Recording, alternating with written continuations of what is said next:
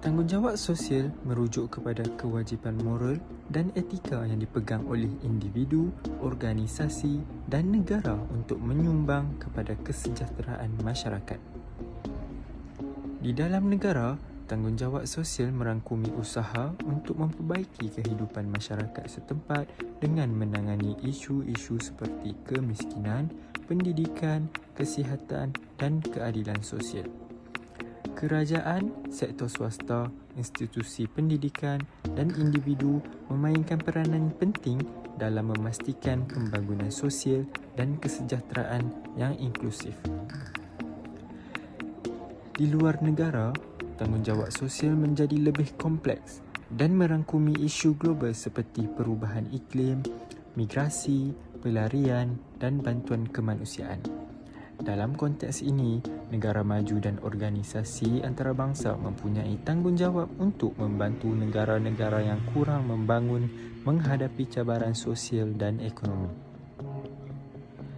Melalui kerjasama antarabangsa, diplomasi, bantuan kemanusiaan dan tanggungjawab sosial korporat, negara dan pelbagai pihak bekerja bersama untuk mencapai kestabilan sosial dan ekonomi sejagat.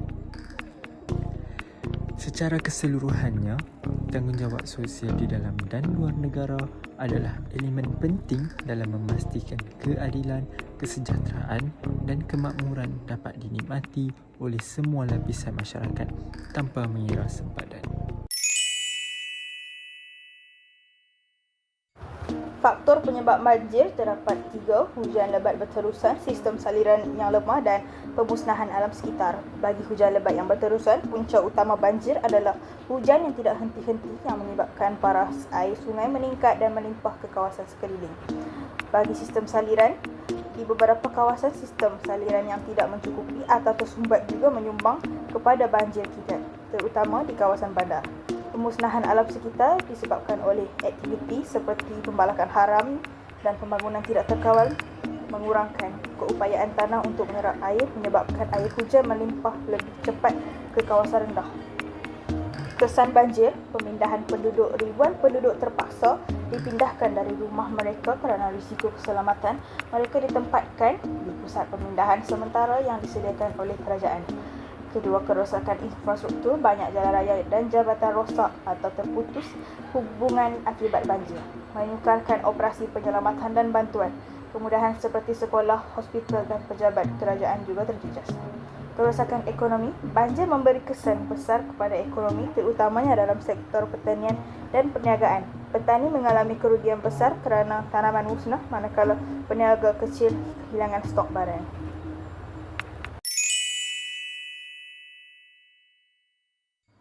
Antara isu yang berlaku di luar negara ialah isu yang menyebabkan pergaduhan antara Palestin dan Israel yang melibatkan peningkatan konflik antara Israel dan rakyat Palestin, khususnya di Gaza, Tebing Barat dan Baitul Maqdis. Konflik ini berpunca daripada pencerobohan tanah penempatan haram Israel, serangan ketenteraan dan ketegangan di sekitar Masjid Al-Aqsa. Antara kesan utama adalah krisis kemanusiaan dengan rakyat Palestin yang menghadapi kekurangan makanan, air dan kemudahan perubatan. Selain itu, kehilangan nyawa dan kemusnahan harta benda yang terus berlaku sementara usaha diplomatik antarabangsa untuk menghentikan keganasan sering gagal. Bantuan kemanusiaan berterusan dihantar untuk membantu mereka yang terjejas.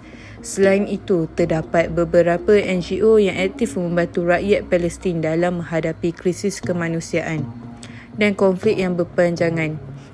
Antara NGO yang terlibat dalam memberikan bantuan termasuk Medical Aid for Palestine ialah menyediakan bantuan perubatan kecemasan, rawatan kesihatan dan sokongan jangka panjang kepada penduduk Palestin di Gaza, Tebing Barat dan kamp pelarian di Lebanon.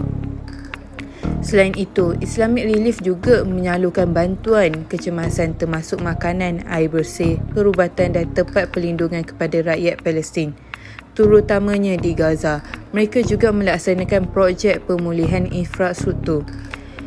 Seterusnya, Women Appeal ialah NGO ini menjalankan pelbagai program bantuan kemanusiaan seperti penyediaan makanan, rawatan perubatan dan projek pembangunan jangka panjang untuk menyokong komuniti Palestin. Baitul Mal ialah terlibat dalam memberikan bantuan kecemasan, rawatan perubatan, program pendidikan serta sokongan kepada kanak-kanak yatim dan keluarga di Palestin yang terkesan akibat konflik. NGO ini memainkan peranan penting dalam memberikan bantuan segera dan menyokong kelangsungan hidup rakyat Palestin yang terjejas oleh konflik.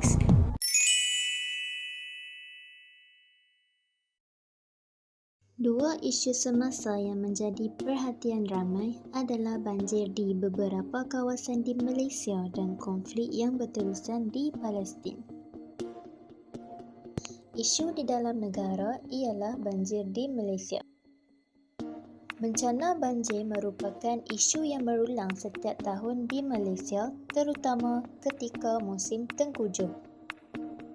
Banjir bukan sahaja menyebabkan kerosakan harta benda, tetapi juga kehilangan nyawa dan memaksa ribuan orang untuk berpindah. Kerajaan dan badan-badan bantuan sering menghadapi cabaran untuk menguruskan bantuan secara pantas dan efektif, serta menyediakan penempatan sementara.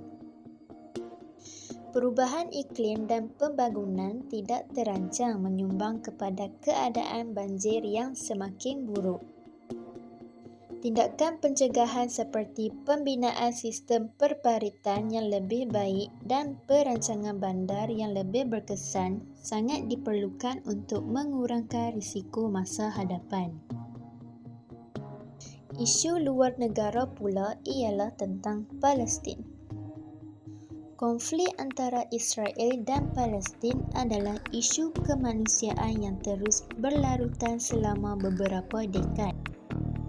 Sejak beberapa bulan kebelakangan ini, ketegangan semakin memuncak dengan serangan dan keganasan yang berlaku di Gaza dan tebing barat.